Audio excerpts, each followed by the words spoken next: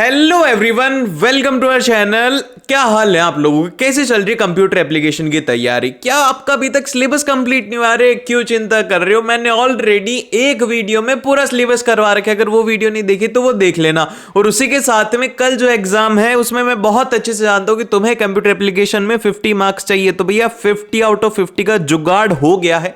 मेरी बात हो गई है कि उन्होंने बोला है कि भैया जो आप क्वेश्चन बताओगे वही एग्जाम के अंदर आने वाले। तो आज हम लोग करने वाले हैं कंप्यूटर एप्लीकेशन के one of the most important questions जो कि आपके एग्जाम में आपको देखने को मिलेंगे। कल आपका एग्जाम है, मैं बहुत अच्छे से जानता हूं कि इसीलिए तुम पढ़ रहे हो। कल एग्जाम है ना, इसलिए बहुत ज्यादा सीरियस हो गए। अरे डरो नहीं यार, कंप्यूटर एप्लीकेशन है, तुमने इतने अच्छे एग्जाम कर लिए तो अभी ये क्या चीज है। ठीक है, तो बिना टाइम वेस्ट के हम लोग सीधा स्टार्ट करते हैं। लेकिन उससे पहले एक काम करना है। क्या करना है? लाइक करना है, शेयर करना है और सब्सक्राइब करना है। ठीक है, चलिए स्टार्ट करते हैं। तो सबसे पहला क्वेश्चन आता है हमारी स्क्रीन पे। तो इसमें बोला गया है कि द एक्रोनॉमी SSH स्टैंड्स फॉर। तो भैया ये आपको पता होना चाहिए। सिंपल सा जो आपके क्वेश्चन है किससे रिलेटेड आएंगे मैं आपको बता देता हूं कल।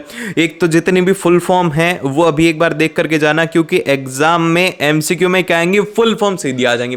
तो फुल फॉर्म ध्यान रखनी है। तो इसमें जैसे कि SSH की बात कर रहा है तो यहां पे SSH आपको पता ही है क्या होता है? ये होता है सिक्योर सेल होता है। तो सी ऑप्शन इसका एकदम से करेक्ट हो गया। ये आपको पता होना चाहिए। उसी के साथ मेरी एक आप लोगों से क्वेश्चन है कि क्या आप लोगों को कंप्यूटर एप्लीकेशन का लास्ट मिनट रिवीजन चाहिए? अगर लास्ट मिनट रिवीजन चाहिए तो इस वीडियो के ऊपर 1000 कमेंट कर दो। उसमें आप कुछ भी कर सकते हो, आप दिल कर सकते हो, कुछ भी मौजी करो। अगर 1000 कमेंट होते तो आपको लास्ट मिनट रिवीजन मिल जाएगा। देखते कि आपको कितनी ज्यादा नीड है, मैं भी तो देखूं जरूरत है या नहीं है। ठीक है, तो अब इसके बाद में देखते हैं इसका सेकंड क्वेश्चन है। तो सेकंड क्वेश्चन में हमसे कहा गया है कि which of the following is an example of social networking website. भैया सोशल नेटवर्किंग वेबसाइट क्या होती है? हमारी सोशल मीडिया।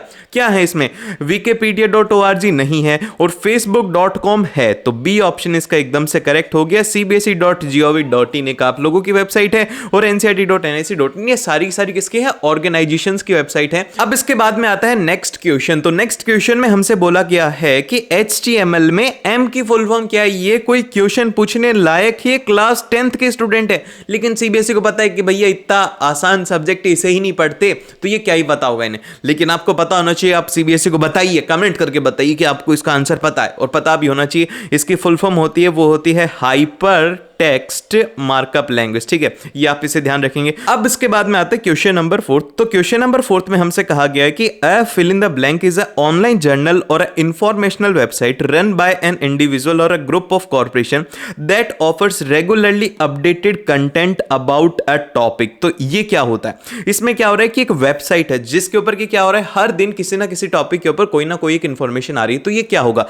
ये न्यूज ग्रुप होगा, या ये ब्लॉग होगा, या फिर ये वर्ल्ड वाइड वेब होगा, या फिर ये ई ग्रुप रहेगा? क्या रहेगा? आप अपनी समझदारी से सोचो कि एक वेबसाइट है जिसके ऊपर हर दिन इंफॉर्मेशन आ रही है। तो ये क्या है? ये है एक ब्लॉग होता है। ब्लॉग की भी डेफिनेशन यही होती है कि it is a website that contains the information, regularly उसके ऊपर भी अपडेट किया जाता है। तो इसलिए ब्लॉग इसका करेक्ट आंसर हो गया। और बहुत सारे स्टूडेंट इसमें कंफ्यूज मत होना, एग्जाम में आपको एग्जामिनर बोलेगा व्लॉग। तो व्लॉग क्या होता है? भैया व्लॉग आजकल यूट्यूब पे बहुत चल रहे हैं, आपको पता होना चाहिए। उसमें इंडिविजुअल क्या करता है, कुछ भी डालता है दिन में बना के। Hello guys, welcome to my channel to welcome, इस तरीके से घटिया सा व्लॉग बना के डालता है। तो ये होता है। ठीक है, तो ये व्लॉग में और ब्लॉग में आपको डिफरेंस पता होना चाहिए। अब इसके बाद में आता है क्वेश्चन नंबर 5। तो क्वेश्चन नंबर 5 में हमसे कहा गया कि which of the following is a not, यहां पे क्या बोला गया है? Not a valid attribute of A tag. तो यहां पे पता होना चाहिए कि ए टैग के मल्टीपल टाइप्स होते हैं। इसमें जो सबसे पहले आपको टाइप दिया गया है वो क्या दिया गया? ब्लैंक। तो ब्लैंक आपको पता होना चाहिए। इसमें क्या होता है कि जब भी हम लोग लिंक के ऊपर क्लिक करते हैं तो क्या होता है, वो जो लिंक है वो एक न्यू विंडो में ओपन होता है। ठीक है, ये आपको पता होना चाहिए कि ये न्यू विंडो में ओपन होता है। फिर उसी के साथ में जो सेल्फ है, सेल्फ में क्या होता है कि जो लिंक है उसी विंडो में, करंट विंडो में ओपन हो जाता है किसी भी फ्रेम के ऊपर। जैसे हम लोग मेनली वेबसाइट पे करते हैं वहीं पे वो ओपन हो जाता है। और वहीं पर अगर बात करते हैं टॉप की, तो टॉप में क्या होता है कि ये जो लिंक है करंट विंडो में ओपन होता है। इसमें क्या हो रहा था? ब्लैंक में न्यू विंडो में हो रहा था, और इसमें क्या हो रहा है? करंट विंडो में लिंक ओपन होगा।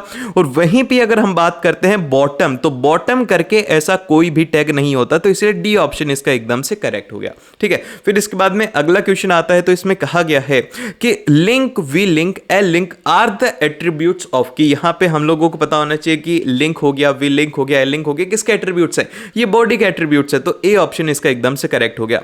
फिर इसके बाद में अगला क्वेश्चन आता है। अगले क्वेश्चन में हमसे कहा गया है यहां पे कि the attribute of a image specifies an alternate text for an image if the image can not be displayed. तो यहां पे क्या होता है, तो इसका जो करेक्ट आंसर रहता है वो रहता है हमारे पास में ऑल्ट। ऑल्ट को हम लोग यहां पे एट्रीब्यूट को यूज में लेते हैं जहां पे कि हमें इमेज जब डिस्प्ले नहीं होती है। और फिर इसके बाद में आता है अगला क्वेश्चन। तो अगले क्वेश्चन में हमसे कहा गया है यहां पे कि which of the following can be used to draw a horizontal line in a web page. Horizontal line के लिए आप क्या ड्रॉ कौन सा एट्रीब्यूट यूज में लोगे, तो आपको पता होना चाहिए कि हम लोग HR इसमें यूज में लेते हैं। लेकिन अब मेरा क्वेश्चन है कि क्या हम लोग, जैसे कि मेरे को वर्टिकल लाइन अगर उसमें ड्रॉ करनी है, तो वर्टिकल लाइन ड्रॉ करने के लिए क्या मैं इस टैग को यूज में ले सकता हूं, VR टैग यूज में लिया जाता है। आपको पता होना चाहिए क्या मैं यहां पे सही हूं या गलत हूं। तो यहां पर मैं एकदम से गलत हूं, जानबूझ करके मैंने आपको गलत आंसर बताया है। ऐसा कोई भी आपके पास में टैग नहीं होता जो कि वर्टिकल लाइन को ड्रॉ कर सके वेब पेज में। तो यह बात ध्यान रखनी है कि कोई भी एट्रीब्यूट मतलब कोई भी टैग नहीं होता वर्टिकल लाइन के लिए। फिर इसके बाद में आता है अगला क्वेश्चन, क्वेश्चन नंबर 9। तो क्वेश्चन नंबर 9 में बोला गया है कि in an HTML DL DD and DT tags are used to create, किसको क्रिएट करने के लिए उसमें लिया जाता है डिस्क्रिप्शन लिस्ट। तो इसलिए ए ऑप्शन इसका एकदम से करेक्ट हो गया। देन फिर इसके बाद में आता है अगला क्वेश्चन, क्वेश्चन नंबर 10 ये है कि a software is a legal instrument that governing the use or the redistribution of a software. कि यहां पे क्या हो रहा है कि आपने देखा होगा कि बहुत बार हमें ना कोई भी सॉफ्टवेयर चाहिए होता है, जैसे कि अब मैं एडिटिंग के लिए क्या करता हूं, प्रीमियर प्रो यूज में लेता हूं। तो वो क्या है, वो एक सॉफ्टवेयर, लेकिन उसके पास में मैं उसको ऐसे यूज नहीं ले सकता। आपने सुना होगा कि क्रैक वर्जन आते हैं इन सभी के, तो वो मैं यूज नहीं कर सकता। वो इसलिए यूज नहीं कर सकता क्योंकि सॉफ्टवेयर का एक लीगल इंस्ट्रूमेंट होता है। जैसे कि अब उसमें ना क्या होता है, क्रैक होता है, तो उसमें अगर आपको कोई चीज फ्री में मिल रही है तो आपको कुछ ना कुछ एक डेटा जा रहा है। तो इसीलिए क्या करते हैं, कंपनीज आपको एक लाइसेंस देती है जिसके लिए आप क्या करते हो, कुछ ना कुछ एक उनका अमाउंट पे करते हो। जैसे कि पर मंथ का आपका 2000 का सब्सक्रिप्शन है, तो वो आप अमाउंट किसको पे कर रहे हो, उस कंपनी को, ताकि वो सॉफ्टवेयर को आपको उस लिमिटेड टाइम के लिए यूज में लेने देगी। तो ये आपको पता होना चाहिए। फिर उसके बाद में नेक्स्ट क्वेश्चन आता है, असर्शन और रीजनिंग के क्वेश्चन भी इसमें आते हैं, ज्यादा बड़े क्वेश्चन नहीं आते।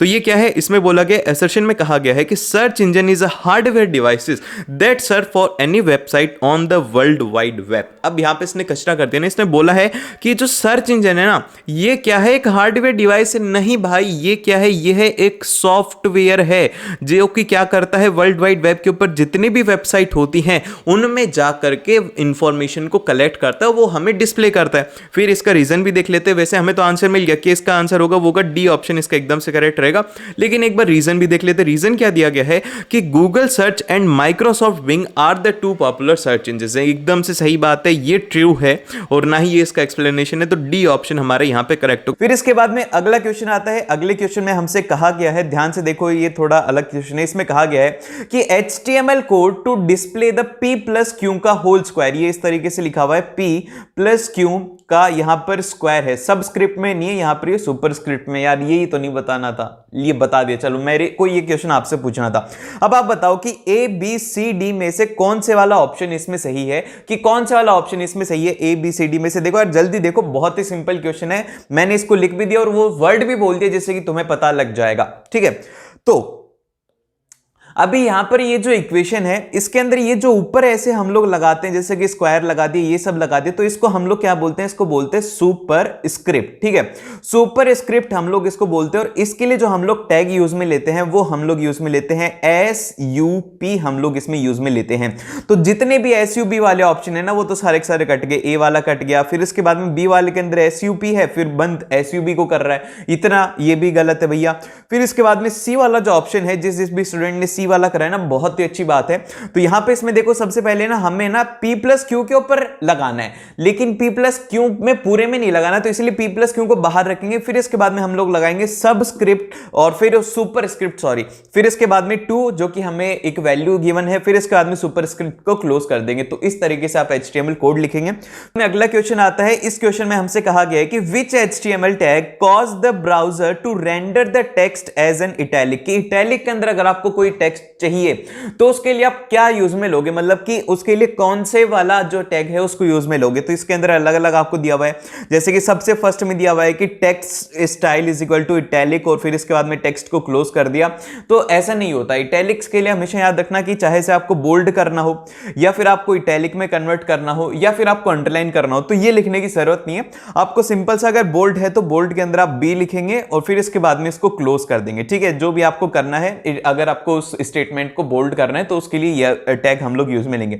इसी तरीके से ये जो टैग है ये हम लोग किसके लिए यूज में लेते हैं, इटैलिक के लिए लेते हैं। तो इटैलिक के अंदर जो करेक्ट ऑप्शन आपको यहां पे दिखेगा वो दिखेगा कि आई और फिर उसके बाद में क्लोज कर देना है आपको, ठीक है। ये जो सी ऑप्शन है इसके लिए वो एकदम से करेक्ट होने वाला है। बाद में आता है क्वेश्चन नंबर 4। क्वेश्चन नंबर 4 में हमसे कहा गया है कि which of the following is not. अब देखो इसके अंदर ये जो नॉट है ना, नोट ध्यान से देखना क्योंकि कंप्यूटर एप्लीकेशन में एमसीक्यू में आपसे गलती होगी ना तो बस इस नोट की वजह से होगी, तो नोट को ध्यान से पढ़ना। तो इसके अंदर बोला गया है कि not an example of an intellectual property. Intellectual property rights के कौन से एग्जांपल नहीं है, तो एक है इसके अंदर पेटेंट जो कि इसका एग्जांपल है, ट्रेडमार्क भी इसका एग्जांपल है, लेकिन यार पासवर्ड थोड़ी होता है, पासवर्ड तो एकदम से गलत हो गया, इसलिए सी ऑप्शन इसका करेक्ट हो गया। इंडस्ट्रियल डिजाइन भी क्या होता है, इंटेलेक्चुअल प्रॉपर्टी राइट के अंडर आता है। फिर इसके बाद में जो अगला क्वेश्चन आता है, अगले क्वेश्चन में हमसे कहा गया है कि while creating the web document which unit is used to express an image height and width. की इमेज की जो हाइट है और विड्थ है उसको हम लोग किस में एक्सप्रेस करते हैं।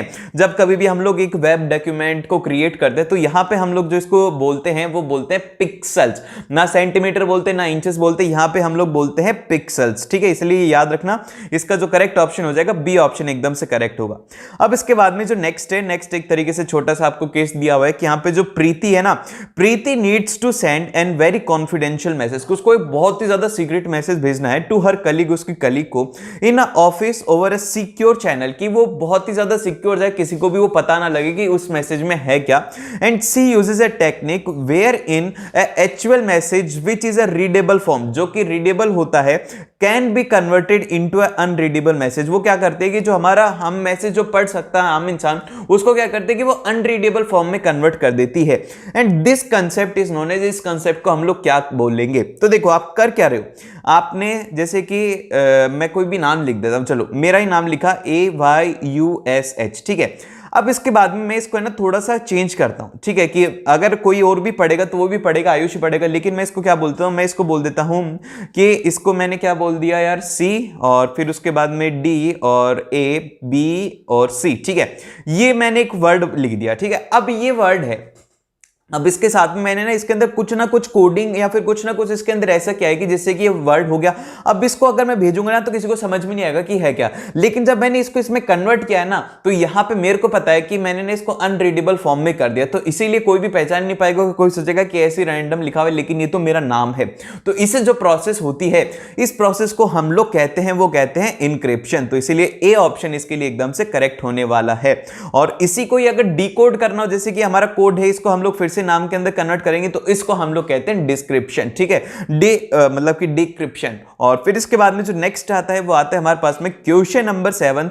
क्वेश्चन नंबर 7 में हमसे कहा गया है कि which of the following technique can be used for the security of a data, कि डेटा की सिक्योरिटी के लिए कौन सी चीज को यूज में लेंगे आप। सबसे पहले आप यूज में लेंगे ऑथेंटिकेशन, कि भैया सिर्फ और सिर्फ आप किसी को ऑथेंटिकेट करते हो कि ये पर्सन ही जा सकता है, ये पर्सन ही जा सकता है, आप ऑथेंटिकेट कर रहे हो।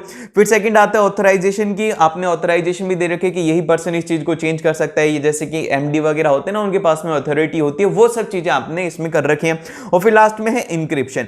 तो ये तीनों की तीनों जो चीजें हैं ये किस लिए होती है, सिक्योरिटी के लिए होती है। तो इसलिए इसका करेक्ट ऑप्शन हो जाएगा डी ऑप्शन हो जाएगा। एग्जाम में फर्स्ट ऑप्शन देखते भावुक मत हो जाना कि भैया ये वाला क्वेश्चन तो आ रहा है और इसका ये ऑप्शन करके आ जाओगे, तो पहले पूरा ध्यान से देखना ऑप्शन को भी और क्वेश्चन को भी। फिर इसके बाद में आता है क्वेश्चन नंबर 8। क्वेश्चन नंबर 8 में हमसे बोला गया है कि which of the following is not a cyber crime, की कौन सा साइबर क्राइम नहीं है। अब देखो मैंने कहा था ना कि इसके अंदर नोट इंपॉर्टेंट है, इसमें भी नोट आ गया, तो इसलिए नोट ध्यान से पढ़ना। तो इसके अंदर बोला गया कि कौन सा साइबर क्राइम नहीं है। अब जैसे कि इसके अंदर सबसे फर्स्ट में हो गया प्लेगरिज्म, कि आप किसी का कॉपी कर रहे हो और फिर उसको पेस्ट कर रहे हो, तो ये तो आप एक तरीके से लीगली कर रहे हो। फिर फिशिंग, फिशिंग का मतलब ये होता है कि जैसे कि आपको कोई भी एक मेल आती है, उसमें लिखा होता है कि मैसेज भी आ सकता है कि उसमें लिखा होता है कि अब बस 2 घंटे काम करें और आपको मिलेंगे 50,000 रुपए, 60,000 रुपए, इस लिंक के ऊपर क्लिक करें।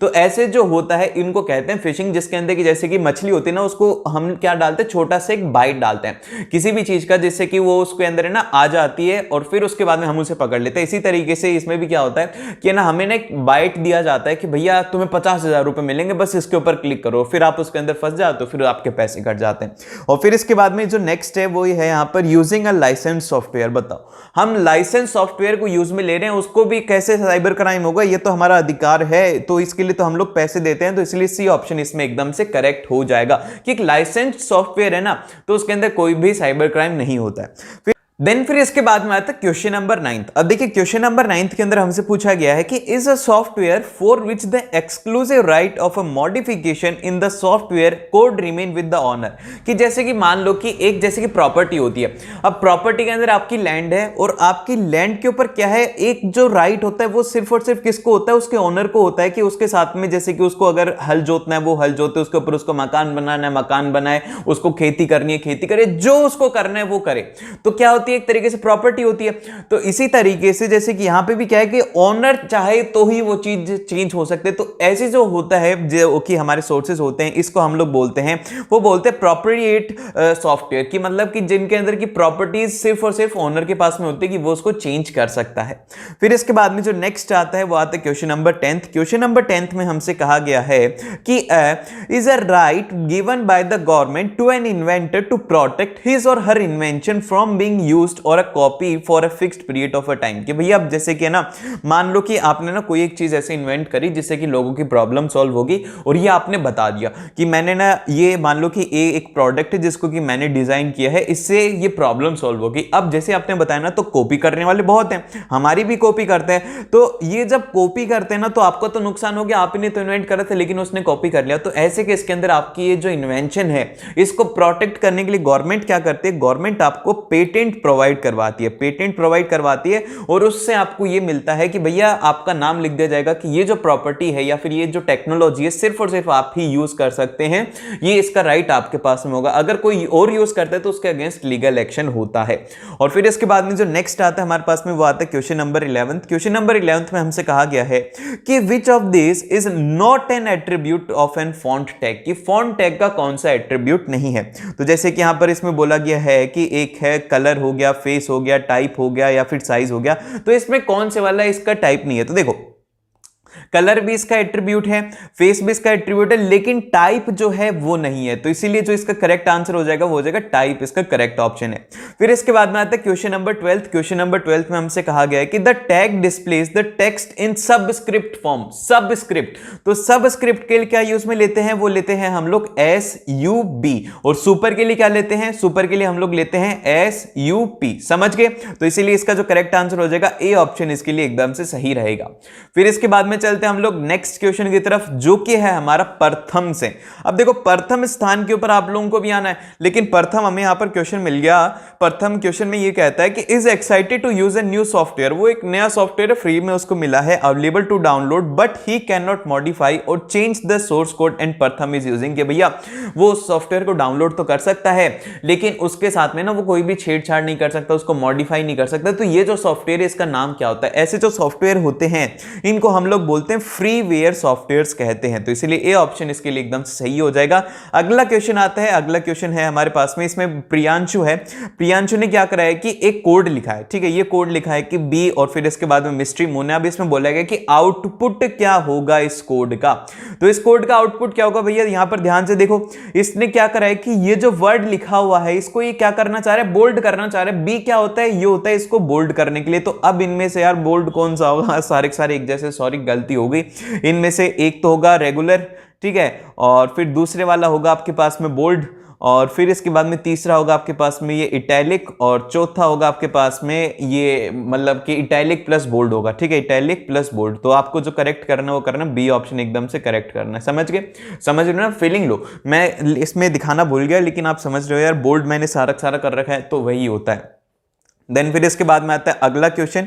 अगले क्वेश्चन में हमसे कहा गया है कि write a suitable HTML code to embed an audio or a video in a web page. कि आपको एक ऑडियो या फिर एक वीडियो डालनी है एक वेब पेज के अंदर, तो आप उसके लिए कोड लिखिए। तो हम लोग इसका कोड लिखेंगे जैसे कि हमें अगर वीडियो को इम्बेड करना है तो इसके लिए जो हम लोग कोड लिखेंगे वो लिखेंगे कि वीडियो कंट्रोल, फिर इसके बाद में जो भी हमारा सोर्स है, सोर्स लिखना है और उसकी लोकेशन आपको लिखनी है, जैसे कि वीडियो फाइल .mp4 है, फिर इसके बाद में आप वीडियो एलिमेंट को क्लोज कर देंगे। अब इसी तरीके से हमें अगर ऑडियो को उसके अंदर इम्बेड करना है तो इम्बेड करने के लिए हम लोग क्या करेंगे, उसके अंदर सबसे पहले ऑडियो कंट्रोल्स का जो टैग है उसको लिखेंगे, फिर उसके बाद में उसका जो सोर्स है उसको हम लोग लिखेंगे कि ऑडियो फाइल .mp3, जो भी फाइल आपकी सिलेक्टेड है उसका सोर्स आपने लिख दिया, फिर लास्ट के अंदर आपको ऑडियो को क्लोज कर देना है। अब इसके बाद में आता है नेक्स्ट क्वेश्चन। इसमें हमसे कहा गया है कि what is the hyper text link, क्या होता है, और give the name and the syntax for the HTML tag which is used for creating the hyper text link. कि हाइपर टेक्स्ट लिंक के लिए कोई एक सिंटैक्स बताओ जिसको कि यूज करते हैं। तो सबसे पहले हम लोग डिफाइन करते हैं कि हाइपर लिंक क्या होता है। Hyperlink allows us to use an HTML elements, की जो भी HTML एलिमेंट हो गया, टेक्स्ट हो गया या फिर इमेज हो गया, टू अनदर डॉक्यूमेंट और a new session with in the current document. जैसे कि अगर आपको कोई भी एक नए उसके साथ में आपको लिंक करना है तो वहां पे आपको जो हेल्प करता है वो करता है हाइपर लिंक। अब जैसे कि हम लोग एक नेम बता देते हैं, वो हो गया एंकर टैग। अब एंकर टैग जो है इसका हम लोग अगर सिंटेक्स लिखेंगे तो ये हो जाएगा AHREF। ये इसका देखो शॉर्ट फॉर्म है, लेकिन ये आपको याद होनी चाहिए। फिर इसके बाद में आपने लिंक एड्रेस डाल दिया है, फिर इसके बाद में हाइपर टेक्स्ट लिंक है जो कि आप इसमें इंसर्ट करेंगे, और फिर लास्ट के अंदर आपको ए को क्लोज कर देना है, ए एलिमेंट को आप क्लोज करेंगे।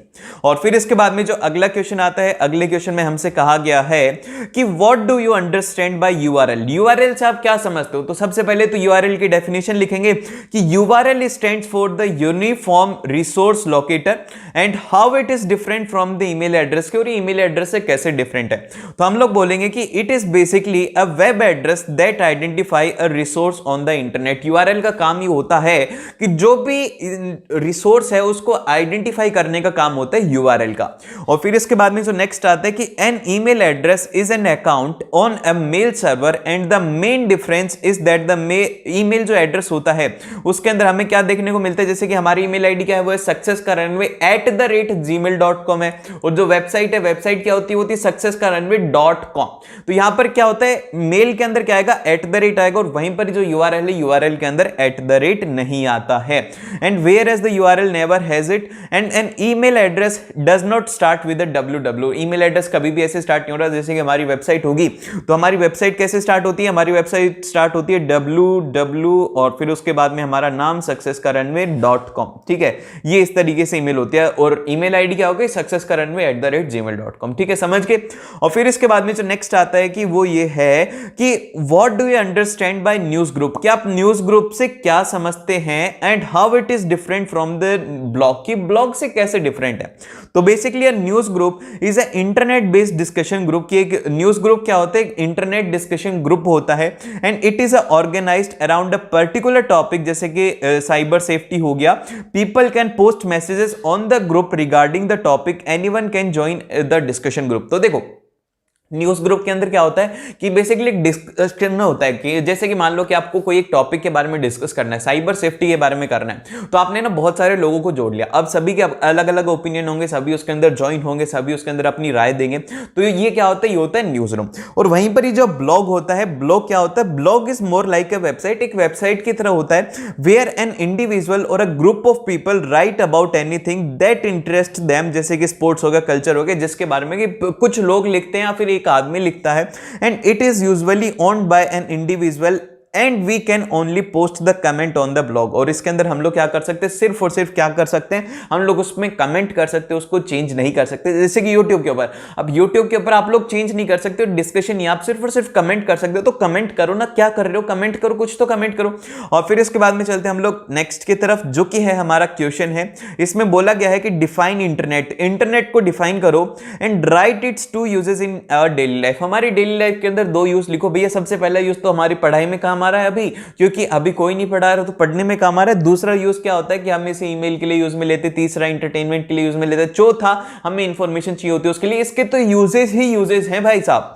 तो हम लोग सबसे पहले डिफाइन करते हैं कि जो इंटरनेट है वो क्या होता है। तो इंटरनेट को हम लोग बोलेंगे कि internet is a world wide network of interconnected computer network, कि जितने भी वर्ल्ड वाइड में पूरी दुनिया में जितने भी कंप्यूटर है ना उन सब का कनेक्टेड नेटवर्क होता है।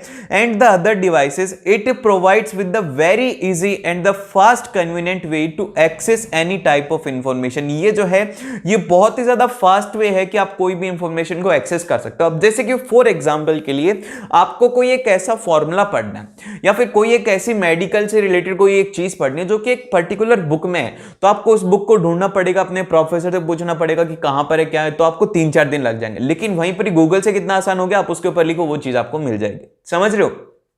तो ये फायदा है इंटरनेट का। And it uses the standard internet protocol, और ये एक स्टैंडर्ड इंटरनेट प्रोटोकॉल को यूज में लेता है। इसके यूज हमने देख लिए। अब इसमें बोला गया कि how it is different from the world wide web, कि वर्ल्ड वाइड वेब से कैसे डिफरेंट है। तो यहां पर the world wide web or a web for a short are the pages you see when you are at a device. कि भैया ये होता है, मतलब कि वर्ल्ड वाइड वेब क्या होता है कि जब कभी भी आप किसी भी एक डिवाइस के ऊपर हो, किसी भी एक कंप्यूटर पे हो, तो आप जो पेज देखते हो वो काम होता है इनका। And when you are online, whereas the internet is a network of an interconnected computer where the web work on। कि भैया यहां पर इनका कहने का मतलब ये है कि इंटरनेट तो इंटरनेट कंप्यूटर्स होते हैं, सारा सिस्टम होता है, और वहीं पर ही जो आप उसमें देखते हो वो क्या होता है, वो होता है हमारे पास में जो वेब है। यार यही तो है वर्ल्ड वाइड वेब, ठीक है। और फिर इसके बाद में अगला जो क्वेश्चन आता है, इसमें बोला गया है कि what is e learning. E learning क्या है? Explain any 2 merits of e learning. E learning के मेरिट्स बताइए। तो भैया एक ई लर्निंग को हम लोग डिफाइन करेंगे कि e learning can be defined as a learning system which makes a use of electronic resources mainly the computer and the internet. It encompasses everything from the traditional classroom that incorporate basic technology to the online schools and university. तो e learning का मतलब क्या है कि जिसके अंदर के electronic devices involve होती हैं उसको हम लोग बोलते हैं ई लर्निंग। अब ई लर्निंग के अंदर क्या हो सकता है, जैसे कि आपके, मैं क्या एग्जांपल दूं यार तुम्हें, हाँ जैसे कि आपका फोन है, एक इलेक्ट्रॉनिक डिवाइस है जिसके हेल्प से आप इस वीडियो को देख रहे हो, तो आपकी जो पढ़ाई है उसके अंदर ये यूज में आ रहा है। तो इसीलिए कैसी लर्निंग होगी? होगी ई लर्निंग हो गई। और इसके बाद में जो नेक्स्ट आते हैं इसकी मेरिट्स क्या क्या है। इसकी मेरिट हमारे पास में सबसे पहली ये है कि since in e learning teacher are using the technology to teach. यहां पर क्या कर रहे हैं, मैं आपको एक टेक्नोलॉजी से पढ़ा रहा हूं। जैसे कि ये है, ये यहां पर है आईपैड। आईपैड से आपको अच्छे से समझ में आ रहा है, अच्छे से दिख रहा है। वहीं पर ही जो आपके टीचर्स हैं वो क्लासरूम में बोर्ड के ऊपर पढ़ाते हैं और मैं यहां पे इसके ऊपर पढ़ा रहा हूं, तो टेक्नोलॉजी का यूज में आता है। And it is highly engaging, और इससे आप आसानी से एंगेज भी हो पाते हो। जैसे कि बीच बीच में आपको कुछ देखने को भी मिल जाता है, इमेजेस वगैरह भी मिल जाती हैं, लेकिन अभी तो इमेज नहीं लगाई क्योंकि तुम्हारे को बड़ा जल्दी चाहिए था कि भैया जल्दी से ला करके दो, इसीलिए इमेज नहीं लगाई। And student can learn anywhere any time according to their convenience and thus saving a lot of time and money. ये तो बहुत अच्छी बात है भैया।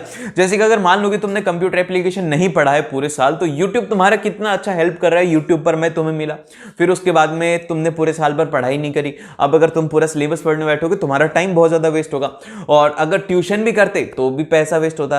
तो यही जो प्रॉब्लम है इसका सॉल्यूशन किसने किया? ई लर्निंग ने किया। ई लर्निंग से आपको मैं मिल गया और मेरे को आप मिल गए, तो मैंने आपको पढ़ाया, आपको समझ में आया, आपके अच्छे नंबर आए, बस यही तो फायदा है। अब इसके बाद में आता है अगला क्वेश्चन, जो कि 5 नंबर के क्वेश्चन के अंदर आपके एग्जाम के अंदर डेफिनेटली आएगा, कोई ना कोई आपको कोड लिखने के लिए होगा। तो देखो यहां पर इसमें कहा गया है कि राइट द HTML कोड। आपको HTML कोड लिखना है, ये टेबल आपको गिवन है। तो इसमें क्या क्या आप ऑब्जर्व करेंगे वो सबसे पहले देखिए। तो सबसे पहले आप इसमें देखेंगे कि यहां पर है एक हेडिंग है। अब ये हेडिंग जो है इसका अलाइनमेंट कैसा है, लेफ्ट या फिर राइट में? तो ये जो हेडिंग है ये है हमारी लेफ्ट साइड में, ठीक है, ये आपने लिख दिया।